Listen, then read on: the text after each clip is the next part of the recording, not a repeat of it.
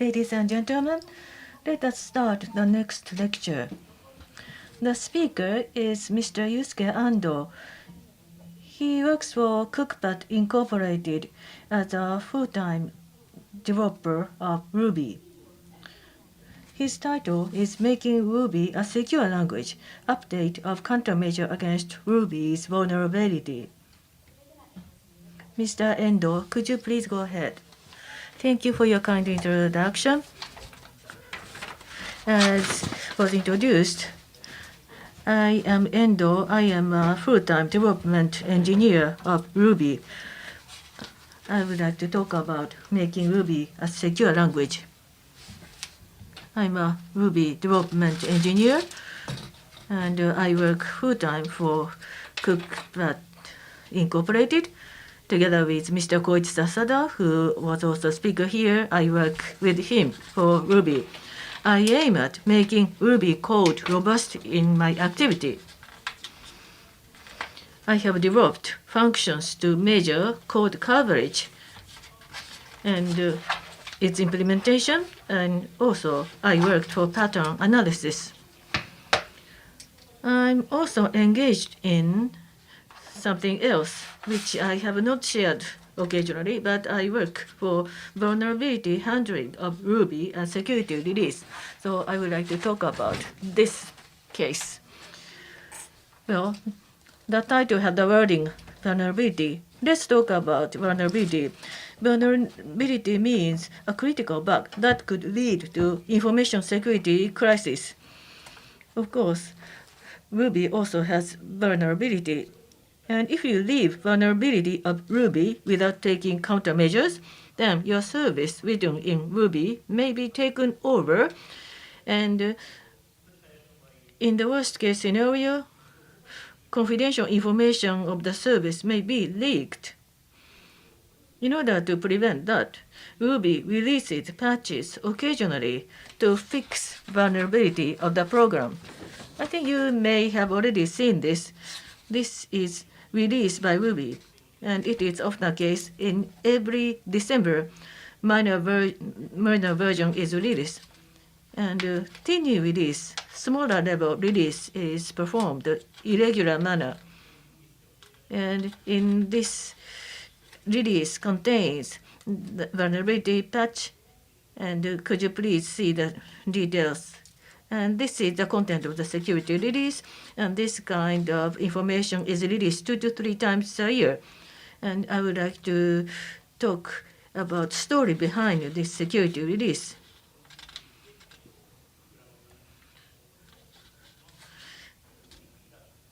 Ordinarily, how to deal with vulnerability of OSS is not shared frequently, whether Ruby or not. This may be a rare opportunity to learn the inside story. Since I'm working for security release, I often come across vulnerability of RAIDs. You may have heard of that. I also talk about what kind of countermeasures we can do with Ruby and the future measures. Okay, this is the story behind security release. Procedure of security release. Before security release, let's see what happened. So someone finds a bug of Ruby, and procedure starts by receiving vulnerability report. Then it's followed by vulnerability judgment, resolving a bug, CVE number acquisition, and preparation announcement and release. So sequentially, let me explain. Platform named HackerOne is used to receive report. This is a type of non-public bug tracker, and those who detect vulnerability can report privately. By so doing, communication between someone who found vulnerability and we starts, and we can find details about the problem vulnerability. There's an organization called the Internet Bug Bounty, and this organization can offer cash reward for Ruby vulnerability identified. And when security release is performed, several $100 to $1,000 of bounty can be paid. If you do not want to use HackerOne, or if you cannot use HackerOne, you can send email, and based on that, you can notify about the vulnerability, and official website shows the detailed procedure. Then what we do after receiving the report, we developers judge whether or not it's really a vulnerability of Ruby. In principle, when there's a possibility of security damage or the issue is attributable to Ruby, then that's Ruby's vulnerability. This is the principal judgment. However, in reality, it's not so simple. Many cases are in gray area, making investigation discussion for judgment very time-consuming. So this is very extreme example. One report says, unreliable entry to system function is risky. That is one report. System function is a function to execute external command. And when unreliable entry is made, attackers may be able to commit any harmful acts, like having a strange command on the computer. Then any wrongdoing could be done. So this can be application vulnerability. However, this is not the issue of the Ruby itself. The application is responsible, which is actually calling the system function. So we consider in that case that was not the Ruby's vulnerability. If we misjudge and if we fix Ruby system, like system function is immobilized, if we misjudge, if that happens, then if that kind of security release is performed, then other application using system function properly may not work. That is a problem. So this is a clear-cut problem. So this is not vulnerability. However, in other functions, in other issues, judgment whether it's really a vulnerability could be risky. So every time we receive repeat, we need to discuss if there are any apps which uses this function in that particular way, or if that is the case, vulnerability could be the issue on the app side or not. Comprehensive judgment is necessary. So that we have to thoroughly investigate how the function of the problem is perceived, whether it's attackable, impact of attack, whether similar cases exist in other languages. And we want to prevent information leak in a maximized manner. So we have to analyze the impact of potential attack and whether similar cases exist in other languages. This is a type of the investigation. And we have discussion, then in a comprehensive manner, we have judgment, whether it's really the vulnerability case of Ruby. When we talk about this, you may argue that without complicated analysis, with slight potential of attack, vulnerability should be recognized. This is often raised by those who report vulnerability, but it's not a legitimate decision, because once vulnerability is recognized, security release is necessary, which actually generates substantial cost and risks.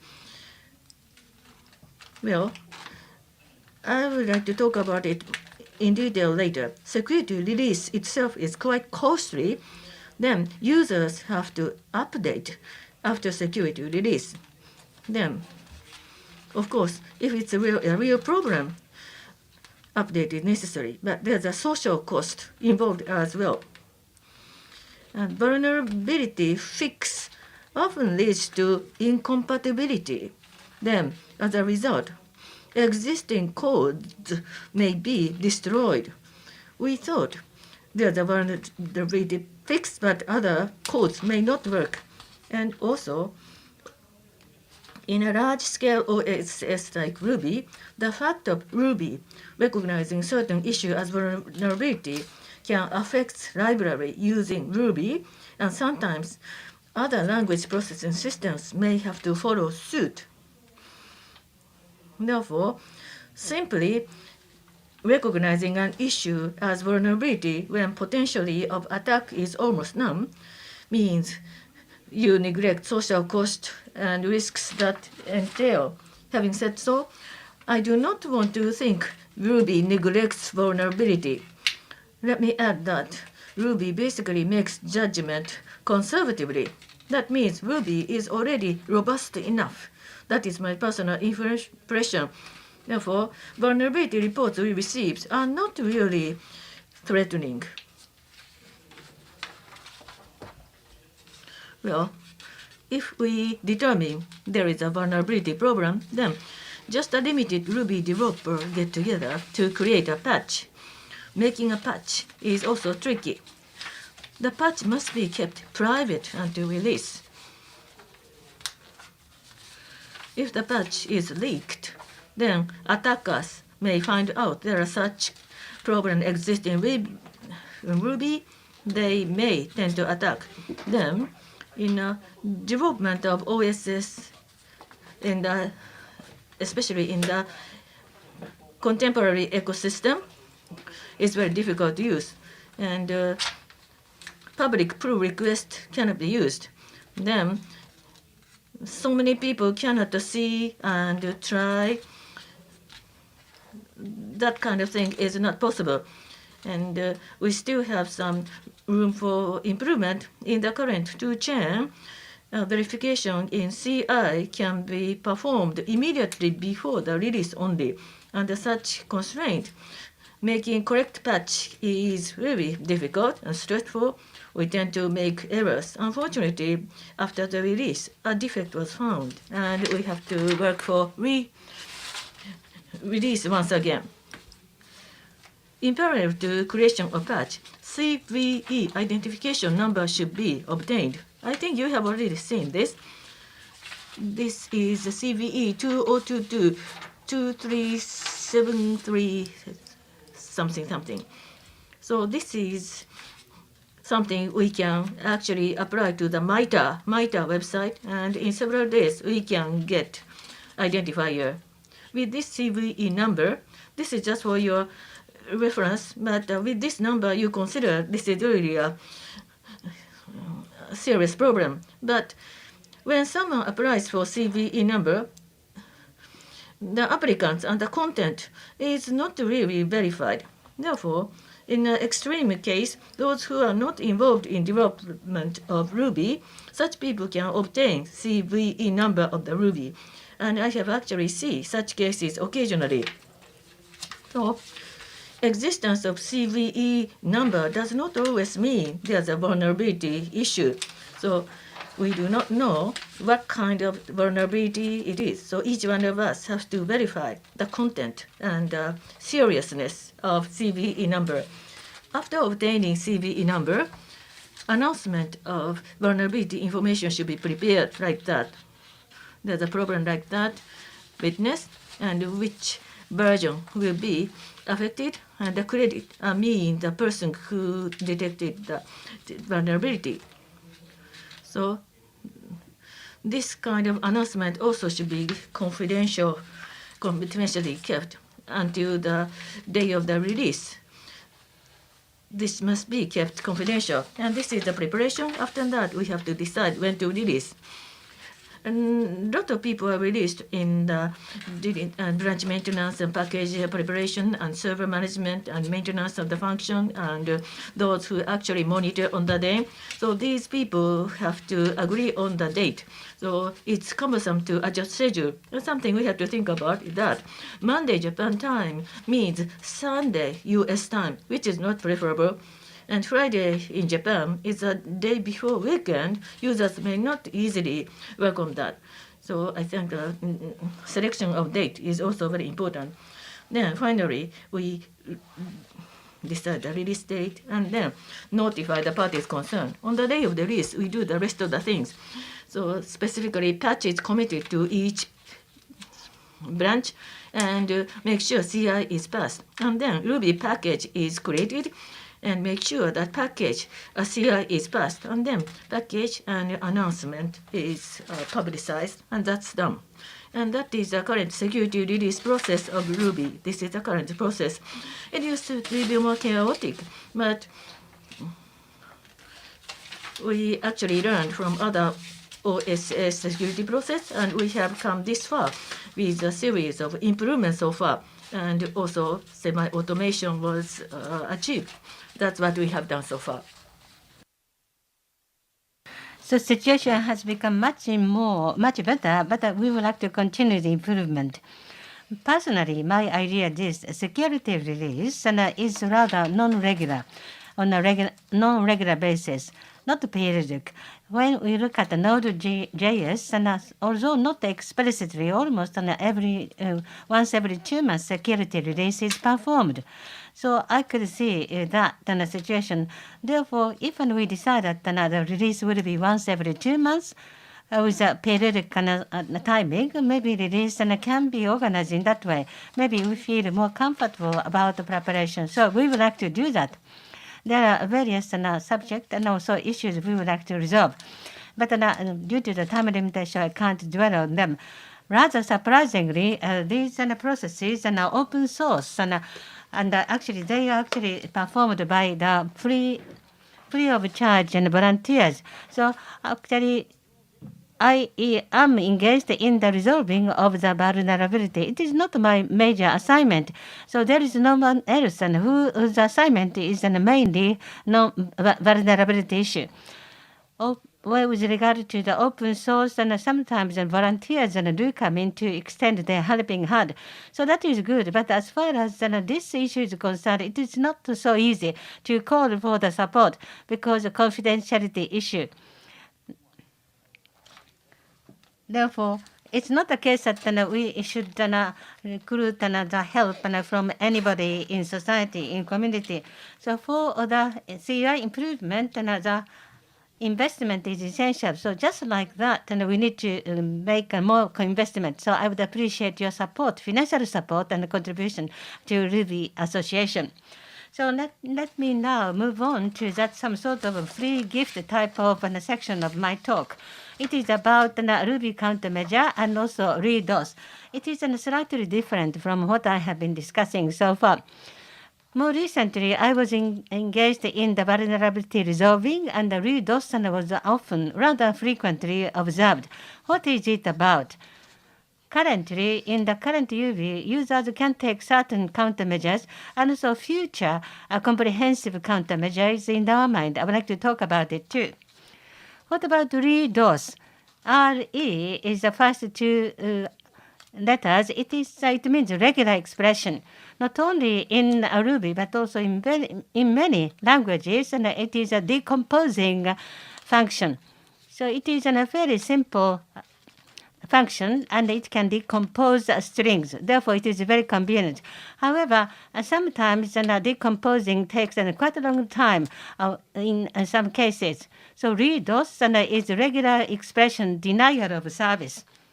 So the attacker might intentionally send some strings to services so that the CPU can be exhausted. It is a rather evil-minded activity. Therefore, the essential service and the calculation time is exhausted. So it is actually mischievous attack.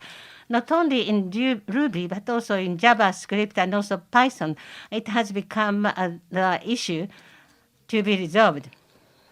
What is the impact of ReDOS? Basically, the biggest issue is the suspension of services. Information leak and also the falsification are more severe problems. It's not as serious as that. However, ReDOS can be actually used and conducted rather easily. So the very famous, well-known case is this. So for 27 minutes, internet was stopping that function. It was happening in Cloudflare for 27 minutes, and the service was actually stopped on the 2nd of July in 2019. And because of that, redos, many sites could not be opened. So that was the worst case of the redos impact and willful, and rather ill-minded attack.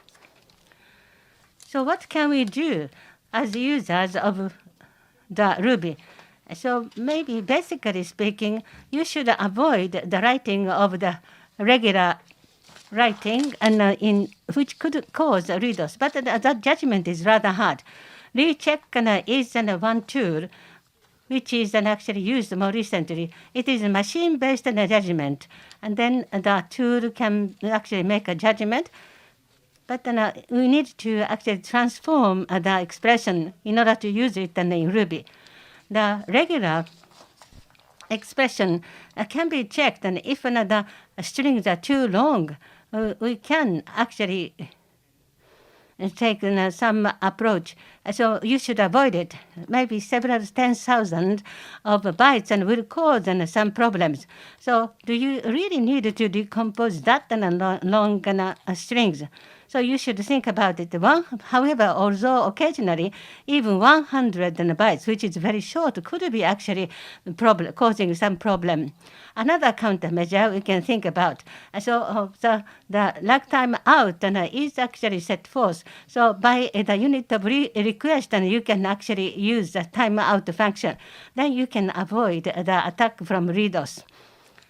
More comprehensive one, fundamental one. A service should be monitored all the time. If you find any potential request which can be attacked, you can actually avoid it. So not only in those, but also in all those. So that is the most fundamental countermeasure. But in reality, it is not so easy to use that particular method. But that is certainly the option for the prevention and also precaution. So at the moment, things are not so easy, sometimes painful. But Ruby is trying to make an effort for the comprehensive fundamental countermeasure solution to redos. I would like to introduce to you what we are doing at the moment.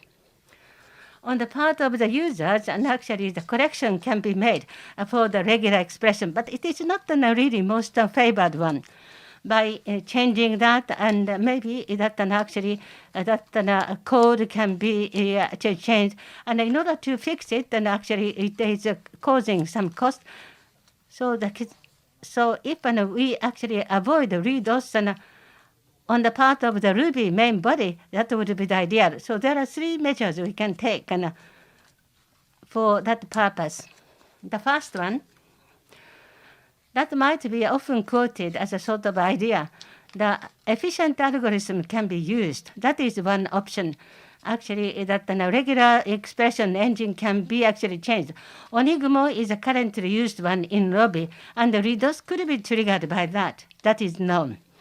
On the other hand, redos prevention is almost affirmed and also secured. And one of them is Golang, and a very representative engine. So if Ruby uses RE2, maybe fundamentally there is no possibility of causing the redos. But there is a non-compatibility issue between Onigumo and RE2. Therefore, many of the functions of Ruby might be disrupted. Therefore, we can think about triple Ruby, which is actually an alternative. So they are using another engine, but the combined use of 2 engines. And actually in 2020, there was an introduction of that combination use. RE2 is basically used, but when situation is rather difficult, Onigumo can be used. By taking that approach, redos potential can be significantly reduced. So I became very hopeful for that. In the Ruby main body, we wanted to take that approach. In the first part and the earlier part of this year, we did it. But the conclusion is that the pragmatic utilization of this system is rather difficult because RE2 has got some problem. So UTF-8 and also ASCII are supported by RE2, only 2 types of strings. But and also various encoding is supported by Ruby. Therefore, that is a problem. UTF-8 and also ASCII, or other than those strings, other than those 2 come, maybe there will be some problems caused in Ruby. Among the basic functions, there are some problems. UTF-8 and ASCII 2, there is actually half of that problem caused in half of them. So it goes back to the Onigmo. And of course, we can make more commitment, but it is rather costly. Therefore, we are trying to work out another countermeasure we can take. This is the conclusion. So Ruby 3.2 is going to have this. So the string decomposition might be taking too much time. In that case, we can take out, we can go to the timeout. It is already implemented. If the situation is in a long time-consuming and 0.1 second over, so it will go to the timeout. But there are some issues we have to be aware of. So even if there is no problematic strings out there, so maybe it is actually functioned and activated. Therefore, that is a negative impact. But basically, redos will be actually prevented. Therefore, in Ruby 3.2, in the following month, it will be released. It is a wiser one. In Onigma, limited modification can be incorporated so that redos can be actually prevented. Onigmo is likely to cause the redos, but an Onigmo itself can be removed. There is actually the publishment in various research papers. So without any non-compatibility issue, we can actually prevent the occurrence of redos. But optimization is to be sought for. About 10% is actually failing, but in other words, 90% of them can be finished within a linear time. Therefore, it can be accommodated. So the regular expression can be reduced, and that was actually written by RubyCheck was written by Mr. Fujinami. He came to Logic, and last night, this is going to be merged. That was announced. Therefore, it would be included, integrated in 3.2 issuance of Ruby. So please look forward to that. If there might be some problem, maybe some debug could be necessary, but at the moment we have made that progress. We are very happy about it. So we are now considering 3 comprehensive one, and 2.3 will be actually incorporated in 3.2 version. So Ruby is OSS, and how can we actually resolve the vulnerability issues? And on the back it says there are so many efforts being made. The process is supported. I would appreciate your contribution and support. redos is the vulnerability. I talked about it, and also the countermeasures as well. In 3.1, perhaps we have to ask for your individual effort, but the fundamental comprehensive solution can be included in 3.2. Please look forward to that. Thank you. Mr. Endoh, thank you very much for your presentation. Now, we would like to entertain some questions from the audience. If you have any, could you please raise your hand? Do you have any questions? No questions? Since there are no questions, if you have questions later, you can directly contact him. Now, please give Mr. Endoh big hands once again. Thank you very much. Thank you.